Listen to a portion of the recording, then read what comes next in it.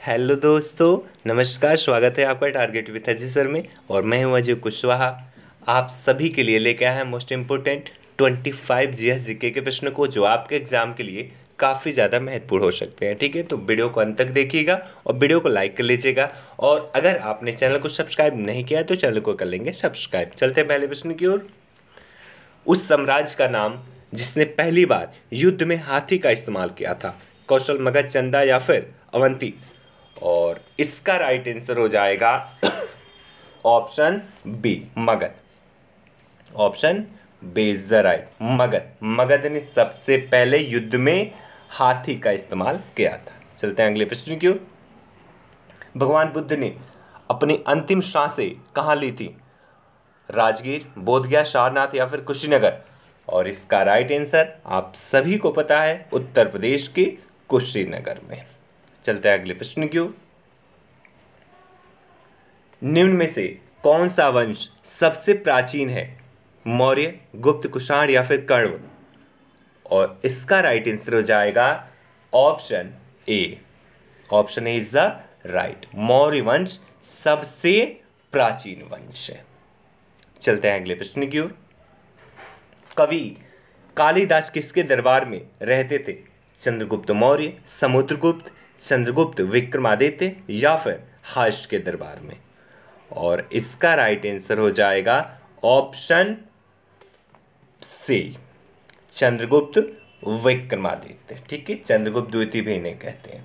चंद्रगुप्त विक्रमादित्य के दरबार में कालिदास जी रहते थे। अगला प्रश्न है, अकबरनामा की रचना किसने की है? अबुल फजल, फैजी, अब्दुल खफ्फी खां या फिर बीरबल। और इसका राइट आंसर हो जाएगा ऑप्शन ए, अबुल फजल ने। ठीक है, अबुल फजल ने अकबरनामा की रचना करी है। ठीक है, चलते हैं अगले प्रश्न की ओर। करो या मरो का प्रसिद्ध नारा किसके द्वारा दिया गया? महात्मा गांधी, राजीव गांधी, जवाहरलाल नेहरू या फिर वल्लभ भाई पटेल। और इसका राइट आंसर हो जाएगा option A. Option A is the right. 1942 में भारत छोड़ो आंदोलन के समय गांधी जी ने डू और डाई यानी कि करो या मरो का नारा दिया था। अगला प्रश्न देखेंगे, निम्न में से किसे संविधान की आत्मा के रूप में परिभाषित किया गया है? और इसका राइट आंसर हो जाएगा ऑप्शन डी, प्रस्तावना को। ठीक है, प्रस्तावना को संविधान की आत्मा के रूप में परिभाषित किया गया है। ठीक है, अगला प्रश्न देखेंगे, भारत के राष्ट्रपति को कैसे चुना जाता है? जनता के प्रत्यक्ष मतदान द्वारा, एकल स्थानांतरण मतदान द्वारा, द्वितीय मतदान द्वारा या फिर उपरोक्त सभी के द्वारा। और इसका राइट आंसर हो जाएगा option B. Option B is the right, एकल स्थानांतरण मतदान के द्वारा। और राष्ट्रपति के निर्वाचन में भाग कौन लेता है? लोकसभा, राज्यसभा और विधानसभा के निर्वाचित सदस्य। ठीक है, चलते हैं अगले प्रश्न की ओर। विश्व में सेबों का सर्वाधिक उत्पादन करने वाला देश है? संयुक्त राज्य अमेरिका, रूस, भारत या फिर चीन। और इसका राइट आंसर हो जाएगा option D. Option D is the right. याद रखिएगा, सबसे ज्यादा खाद्यान्न का उत्पादन, गेहूं का उत्पादन, चावल का उत्पादन, फलों का उत्पादन और सब्जियों का उत्पादन, इसमें प्रथम स्थान चीन को है। ठीक है, चलते हैं अगले प्रश्न की ओर। सांप, कछुआ, छिपकली तथा मगरमच्छ जंतुओं की किस श्रेणी में आते हैं? ये जंतु जो चारों आपको दिख रहे हैं किस श्रेणी के अंतर्गत आते हैं? मत्स्य, जल स्थलाचर, सरीसृप या फिर पक्षी।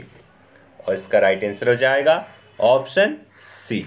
Option C is the right. जो रेंग के चलते हैं वो सरीसृप वर्ग के जंतु माने जाते हैं। अगले प्रश्न की ओर चलेंगे, विश्व का सबसे बड़ा द्वीप समूह कौन सा है?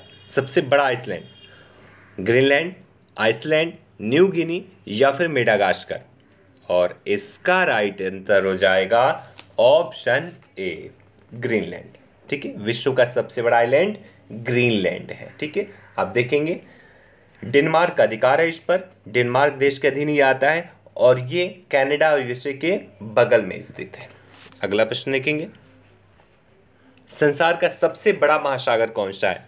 अटलांटिक महासागर, आर्कटिक महासागर, हिंद महासागर या फिर प्रशांत महासागर। और इसका राइट आंसर हो जाएगा ऑप्शन डी, प्रशांत महासागर। यूरोप और उत्तरी अमेरिका के बीच में फैला हुआ है प्रशांत महासागर। अगला प्रश्न देखेंगे, चिपको आंदोलन किससे संबंधित है? वन्य जीव संरक्षण से, वन संरक्षण से, वैज्ञानिक कृषि से या फिर वन उन्मूलन से? और इसका राइट आंसर हो जाएगा ऑप्शन बी, वन संरक्षण से। ठीक है, क्योंकि पेड़ों की जब कटाई होने लगी थी तो लोग पेड़ों से चिपक कर पेड़ों को बचाने की कोशिश किए और इसी को चिपको आंदोलन की संज्ञा दी गई थी और ये हुआ था उत्तराखंड राज्य में। अगला प्रश्न, अन्नामलाई टाइगर रिजर्व किस राज्य में स्थित है? तेलंगाना, मध्य प्रदेश, तमिलनाडु या फिर वायनाड? और इसका राइट आंसर हो जाएगा ऑप्शन सी, तमिलनाडु। ठीक है, अन्नामलाई टाइगर रिजर्व तमिलनाडु राज्य में स्थित है।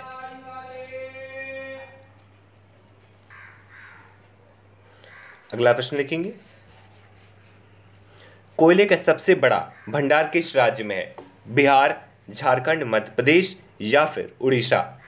और इसका राइट आंसर हो जाएगा ऑप्शन बी, झारखंड राज्य में। ठीक है, कोयले का सबसे बड़ा भंडार है झारखंड राज्य में। अगला प्रश्न लिखेंगे, भारत में अत्यधिक आबादी वाला शहर है? चेन्नई, मुंबई, दिल्ली या फिर कोलकाता? बहुत ही आसान प्रश्न है और इसका राइट आंसर हो जाएगा ऑप्शन बी, मुंबई, और मुंबई के बाद आएगा दिल्ली। अगला प्रश्न लिखेंगे, वह कौन सा एंजाइम है जो दूध को दही में स्कंदित या परिवर्तित कर देता है? रेनिन, पेप्सिन, रेसिन या फिर साइट्रेट? और इसका आंसर हो जाएगा, जैसा कि आप सबको पता है, ऑप्शन ए, रेनिन। ठीक है, रेनिन, रेनिन एंजाइम है जो दूध को दही में परिवर्तित कर देता है। देखेंगे अगला प्रश्न, अम्लिका ऑफिसिनेलिस वैज्ञानिक नाम है? पीपल का, आम का, आंवले का या फिर सहजन का? और इसका राइट आंसर हो जाएगा ऑप्शन सी, आंवले का। ठीक है, आंवले का वैज्ञानिक नाम है अम्लिका ऑफिसिनेलिस। अगला प्रश्न लिखेंगे, गुब्बारे में कौन सी गैस भरी जाती है? बहुत ही आसान प्रश्न है, गुब्बारे में कौन सी गैस भरी जाती है? हाइड्रोजन, हीलियम, कार्बन डाइऑक्साइड या फिर ऑक्सीजन? और इसका राइट आंसर हो जाएगा ऑप्शन बी, हीलियम। ठीक है, हीलियम गैस पानी से और हवा से भी ये हल्की होती है। ठीक है, हवा के भी 1/4 होती है। चलते हैं अगले प्रश्न की ओर। पहली भारतीय महिला जो माउंट एवरेस्ट पर चढ़ी? वसेंद्री पाल, फू दोरजी, आंग सान कू, योको योनो? और इसका राइट आंसर हो जाएगा option A, option A is the right, Bachendri Pal पहली भारतीय महिला थी जो माउंट एवरेस्ट, जिसकी ऊंचाई 8,848 किलोमीटर है और नेपाल में स्थित है, इस पर चढ़ाई करी थी। अगला प्रश्न देखेंगे, सत्य के साथ मेरे प्रयोग के लेखक कौन है? मौलाना अबुल कलाम आजाद, गोविंद वल्लभ भाई पंत, महात्मा गांधी या फिर तारा अली वैग? और इसका राइट आंसर हो जाएगा, आप सबको इसका राइट आंसर पता है, महात्मा गांधी जी ने। ठीक है, सत्य के साथ मेरे प्रयोग महात्मा गांधी जी ने लिखा है। अगला प्रश्न देखेंगे, 26 बार ऑस्कर पुरस्कार किसने जीता है? Charlie Chaplin, Alfred Hitchcock, Walt Disney या फिर अकीरा कुरोसावा? और इसका राइट आंसर हो जाएगा ऑप्शन सी, वाल्ट डिज्नी। ठीक है, 26 बार ऑस्कर पुरस्कार जीता है वाल्ट डिज्नी ने। अगला प्रश्न देखेंगे, प्रसिद्ध चित्रकारी भारत माता किस चित्रकार ने बनाई है? मगेंद्रनाथ टैगोर, अवनींद्रनाथ टैगोर, नंदलाल बोस या फिर जामिनी राय? और इसका राइट आंसर हो जाएगा ऑप्शन बी, अवनींद्रनाथ टैगोर। ठीक है, भारत माता की प्रसिद्ध चित्रकारी अवनींद्रनाथ टैगोर ने बनाया हुआ है। अगला प्रश्न देखेंगे, भारत की पहली बोलती फिल्म कौन सी थी? बहुत ही आसान प्रश्न है, राजा हरिश्चंद्र, आलमारा, चंडीदास या फिर झांसी की रानी?